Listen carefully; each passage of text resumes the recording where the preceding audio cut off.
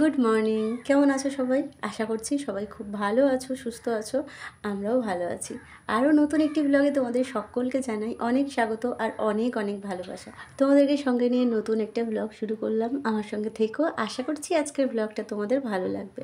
ব্লগের শুরুতেই আজকে একটা কথা বলি, যেটা অনেক দিন বলা হয় না। তোমরা যারা যারা আমার পরিবারের সদস্য হয়ে আমার পাশে রয়েছো, আমাকে প্রতিনিয়ত ভরসা দিয়ে এগিয়ে যেতে সাহায্য করছো, তাদের জন্য রইল অনেক অনেক ভালোবাসা। আর যারা এখনও আমার পরিবারের সদস্য হওনি, আমার ব্লগ দেখতে তোমাদের ভালো লাগে, তাদের জন্য অনেক ভালোবাসা। তোমাদের যদি আমার ব্লগ ভালো লেগে থাকে তাহলে অবশ্যই করে আমার চ্যানেলটি সাবস্ক্রাইব করে আমার পাশে থেকো।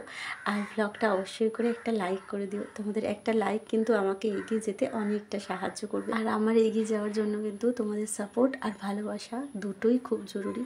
তো এভাবেই ভরসা হয়ে আমার পাশে থেকো সবসময়। আর ব্লগটা লাইক করার সাথে সাথে কিন্তু কমেন্ট করে অবশ্যই জানিও যে আমার ব্লগ তোমাদের কেমন লাগে। তোমাদের কমেন্ট পড়তে আমি কিন্তু ভীষণ ভালোবাসি, তোমরা সবাই। আর তোমাদের কমেন্ট আমার কাছে কিন্তু অনেক মূল্যবান। আর যখন কেউ নতুন কমেন্ট করো না, দিদিভাই তোমার ভিডিও আমি অনেক দিন ধরে দেখছি, এই প্রথম কমেন্ট করলাম, খুব ভালো লাগে তোমার ভিডিও দেখতে, ভীষণ ভালো লাগে, বিশ্বাস করো। হয়তো কাজের প্রেশারে এখন সবাইকে রিপ্লাই দিয়ে উঠতে পারছি না ঠিক মতো, তবুও আমি চেষ্টা করি একটা সময় করে বসে সবাইকে রিপ্লাই দেওয়ার। কাজের চাপে এতটাই প্রেশারে পড়ে গেছি, কি বলবো, সকাল থেকে রাত কখন যে হচ্ছে আমি বুঝে উঠতে পারছি না, জানো তো। একটু সব কিছু সামলে নিয়ে গুছিয়ে নিই, আবার আগের মতো তোমাদের সকলকে রিপ্লাই দেবো। কেউ রাগ করো না আর আমাকে ভুল বোঝো না। আচ্ছা, তোমরা কে কোথা থেকে আমার ব্লগ দেখছো কমেন্টে জানিও। আর তোমাদের ওখানেও কি এরকম বৃষ্টি শুরু হয়ে গেছে সেটাও আমাকে জানিও কেমন।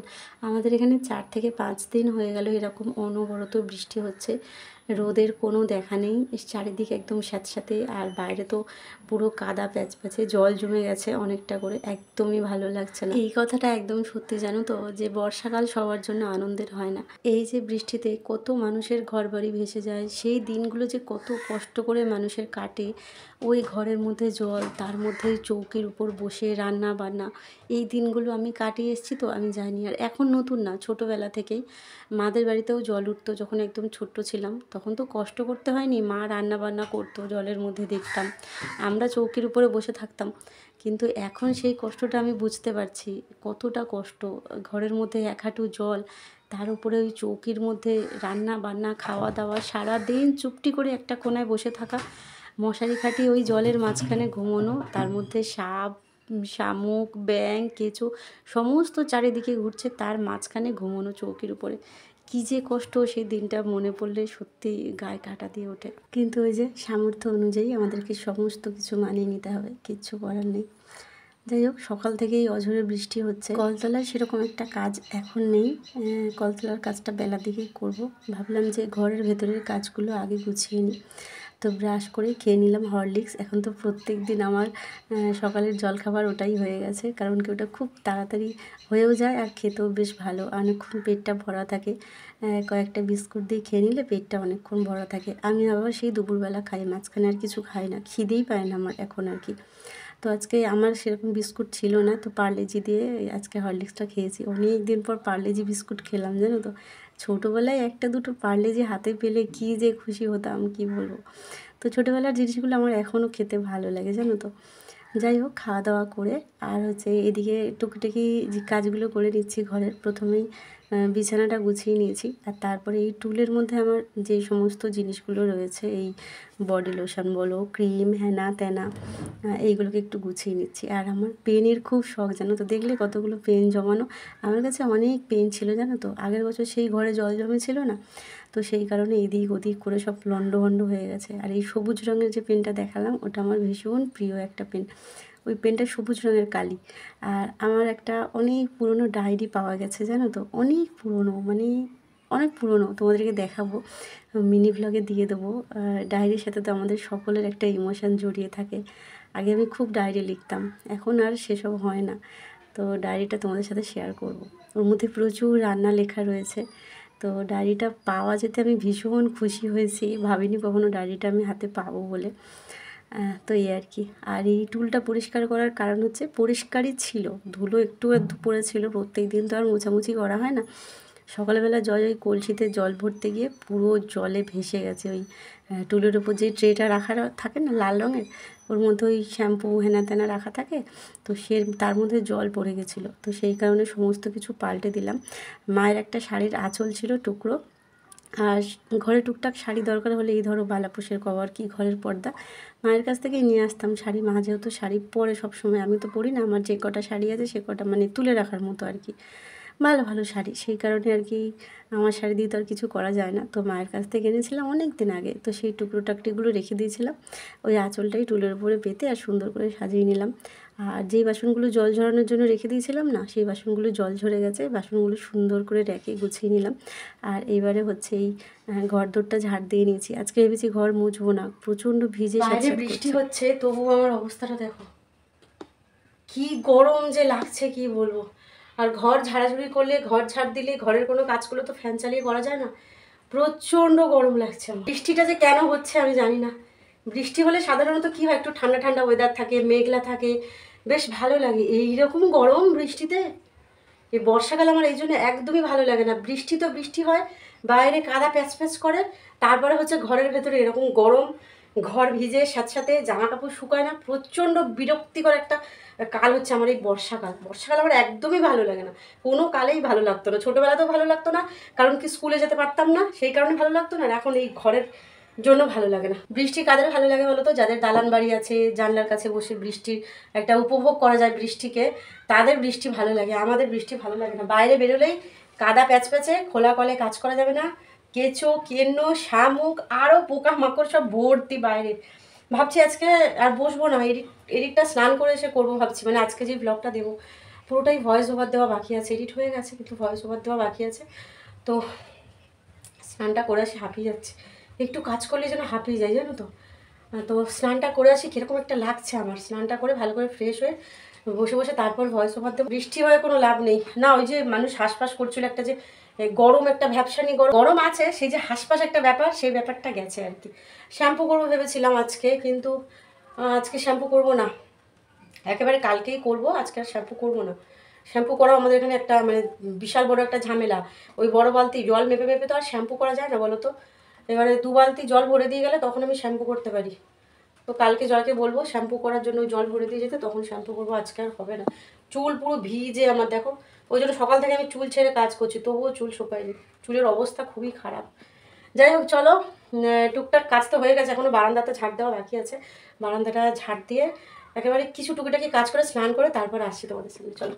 তো কলের যে সমস্ত টুকিটাকি কাজ ছিল সেগুলো সেরে এখন স্নানটা করে নিয়েছি সবার আগে। তোমাদেরকে বললাম না কেমন একটা লাগছে শরীরটা, আর এমনিতে বর্ষাকালে দেখবে এখন কেমন একটা প্যাচপ্যাচে ভাব থাকে, তো সেই কারণে আর কি ভালো লাগে না একদম। তো সেই কারণে আর কি সমস্ত কাজবাজ সেরে স্নানটা করে নিয়েছি। আর সকাল সকাল দেখবে স্নান করলে এত ভালো লাগে কি বলবো।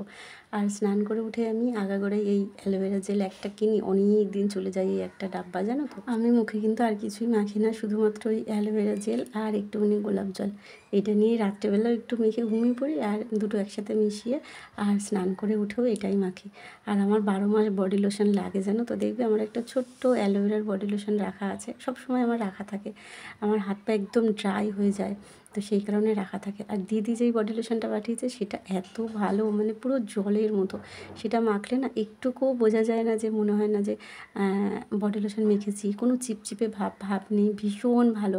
আর তোমরা আমাকে অনেকেই বলো টিপ পরতে, টিপ পরলে নাকি ভালো লাগে, তো সেই কারণে আজকে একটুখানি টিপ পরলাম। আমার নিজের যেন একটু কেমন কেমন লাগে যেন তো, আসলে সবসময় টিপ পরি না, তো সেই কারণে। আর আজকে একটু নেল পলিশও পরতে ইচ্ছা হলো, তাই পরে নিলাম। আমি তো পুরো অবাক আজকে, এত তাড়াতাড়ি আমার কি করে সমস্ত কাজবাজ হলো আমি জানি না। এখন বাজে দুপুর 1:30, আমি স্নান করি দুপুর 2:30, 3টে, 3:30, খেতে বসি 4টে, 4:30, 1:30টার মধ্যে আমার সমস্ত কাজবাজ হয়ে গেছে। 1:30টার মধ্যে না, 12টার মধ্যেই হয়ে গেছিলো। আমি স্নান করেছি, ঘর আজকে মুছিনি, প্রচণ্ড বৃষ্টি হচ্ছে বাইরে, ঘর পুরো স্যাঁতস্যাঁত করছে, সেই কারণে ঘরটা মুছিনি। বাদ বাকি সমস্ত কাজ আমার হয়ে গেছে, আর 12টার সময় স্নানও হয়ে গেছে, সমস্ত কাজ হয়ে গেছে। আর অনেক দিন বাদে আজকে 3টে রিলসও বানিয়েছি। অনেক দিন রিলস বানানো হয় না, আগে তো অনেক সময় পেতাম, ভিডিওটা এত মানে ব্লগ করতাম, মানে এরকমভাবে ব্লগ করতাম না, অন্যরকম ব্লগ হতো, নর্মালি যেরকম ব্লগ হয়। কিন্তু এখন আমি ব্লগের পেছনে যা মানে খাটাখাটি করছি, তো সেই কারণে আর কি রিলস বানানো হয় না, সময়টাও হয়ে ওঠে না। আজকে যেহেতু তাড়াতাড়ি হয়ে গেছে, 3টে রিলসও বানিয়ে নিয়েছি। আর বেশ ভালো লাগছে আজকে সকাল সকাল স্নান করলে যেরকম একটা লাগে। তারপর সময়ও আছে হাতে অনেকটা। এখন আমি কিছু ভিডিও আছে মিনি ব্লগ, যেগুলো এডিট করা রয়েছে, তবে ভয়েস ওভার দেওয়া বাকি রয়েছে, অনেক দিন ধরে পড়ে আছে। ওইগুলোকে ভয়েস ওভার দেবো, তারপর খেতে বসবো। যাই হোক, আজকে অনেক তাড়াতাড়ি হয়ে গেছে, তো এখন টুকিটাকি কাজগুলো করে নিই, তারপর খেতে বসে তোমাদের সাথে দেখা হচ্ছে। চলো। মুষলধারা বৃষ্টি হচ্ছে। কিছুক্ষণ আগেই একটা কল আসলো যে একটা পার্সেল এসেছে। আলমারি পাঠিয়েছিলেন যে দিদি, আমার মনে হয় ওই দিদি পাঠিয়েছেন। কিছুদিন আগে দিদির সাথে যখন কথা হচ্ছিল, বেশিরভাগ মেসেজেই কথা হয়, তো তখন দিদি বলছিল আর কি, অনেকক্ষণ আগে ফোন এসেছিলো, তখন আরও জোরে বৃষ্টি হচ্ছিল। বৃষ্টি থামতে আমি ওনার কথা চিন্তা করে আমি আমাদের এখানে অটো স্ট্যান্ড পর্যন্ত গেলাম, গিয়ে দেখি উনি নেই। উনি মনে হয় কোথায় দাঁড়িয়েছিল জানি না। একটু আগে আবার ফোন করলো যে দিদি আসুন, আমি এসে গেছি, আমি দাঁড়িয়েছিলাম এক জায়গায় বৃষ্টির জন্য, কী করে যাবো এখন আমি তাই ভাবছি। এক্ষুনি একটা ভিডিও পোস্ট করলাম, থাম্বনেল তৈরি করলাম। কি জোরে বৃষ্টি হচ্ছে দেখো।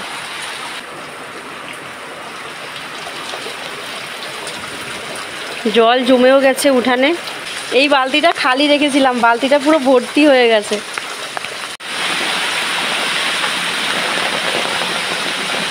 দেখো এইটুকু বৃষ্টিতে অবস্থা দেখো, কেঁচো ঢুকছে দেখো ঘরে,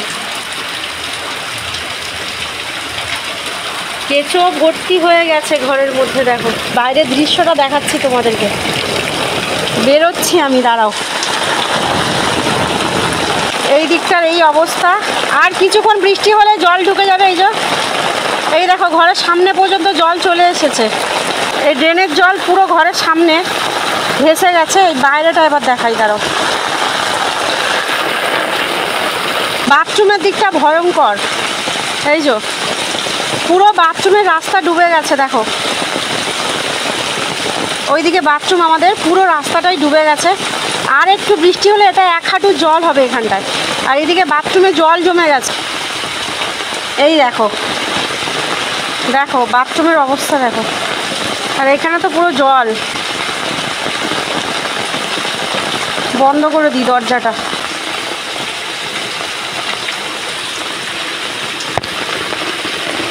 আমার তো মাথা খারাপ হয়ে যাচ্ছে। আমি এবছর বর্ষায় কি করব আমি জানি না। এই দেখো অবস্থা পুরো বাড়ির।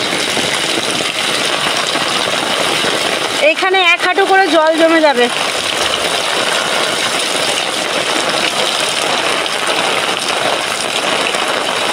ঝাঁপ দিয়েও জল আটকাতে পারছি না।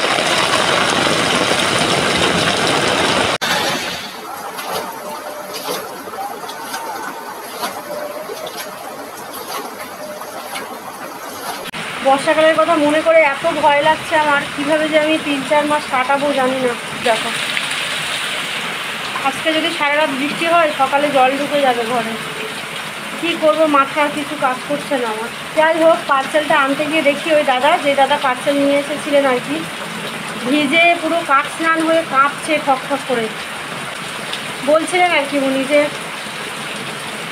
বারবার কোম্পানি থেকে ফোন আসছে, তাড়াতাড়ি আসো তাড়াতাড়ি আসো, কী করছো। বলছে ওরা তো আর বুঝবে না।